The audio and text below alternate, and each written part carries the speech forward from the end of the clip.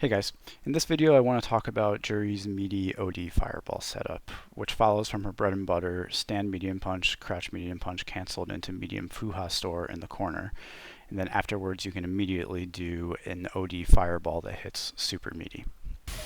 So here's the basic setup. After the bread and butter, you just immediately do the fireball. And on hit, it'll leave you at plus 66, which is crazy, so you can definitely follow up and get more damage off of this. And probably more importantly, on block, it's also super advantageous. So you'll see if the opponent blocks it, you're still at plus 25 frame advantage. You can continue pressure or go for more mix-ups after this. And most interestingly, and possibly most importantly, it's also totally safe to reversals. And this is because you recover from the fireball 1 frame after your opponent wakes up, which gives you plenty of time to block. Now naturally you might think that it would be really cool if we can drive rush after this because we could get juggle combos from the OD fireball connecting or continued safe pressure on block, but is it still safe from reversals if we do this? So this example you'll see that we get on block a true block string into a drive rush standing medium punch, which is great, but if the opponent reversals we get hit out of our drive rush. So why does this happen? If we take a closer look and look at the frame data, we can get an idea as to what we can maybe change to make this safe. So if we zoom in on the frame meter, we can see that our parry lasted for 3 frames after we recovered, which by the way is the fastest you can do a drive rush. You'll always get at least 3 frames of parry before canceling it into the drive rush. But Juri's DP hits on the 5th frame after we recover, and we're no longer in parry state at that point. So if we can change this up so that we extend our parry a little bit, then we should be able to parry the reversal. So here's another example.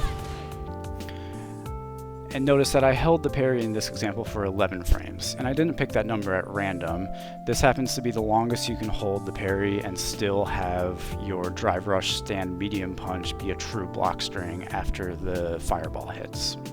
But also notice that we are in parry state on the 5th frame after we recover, which is when Juri's DP would hit if she did a reversal. So we can see here that when the opposing Juri does a reversal, that we do in fact parry it. So we have a really powerful and easy to do option select here. Because all invulnerable DPs are 6 or 7 frames, this means that so long as we hold our parry after we recover from the fireball for 6 to 11 frames before canceling to drive rush, we will be safe to DPs and be able to get a true block string with a standing medium punch. But what about invulnerable supers then? Turns out they're really easy to deal with. So if we set the dummy to do Juri's level 3 on reversal and then do our setup, you'll notice that we input parry and the drive rush out of the parry very early into the freeze frames of the super. So if we just keep holding parry afterwards, we'll parry the super. Now there is some counterplay to this setup. Notably, any invulnerable grab reversal will throw you out of your parry, and the entire cast can do this. You can perfect parry all 3 hits individually for a punish. Because we have so much frame advantage, we can confirm into a combo on hit or safe pressure on block. The next example will show a 3-par combo that does 4.7k damage.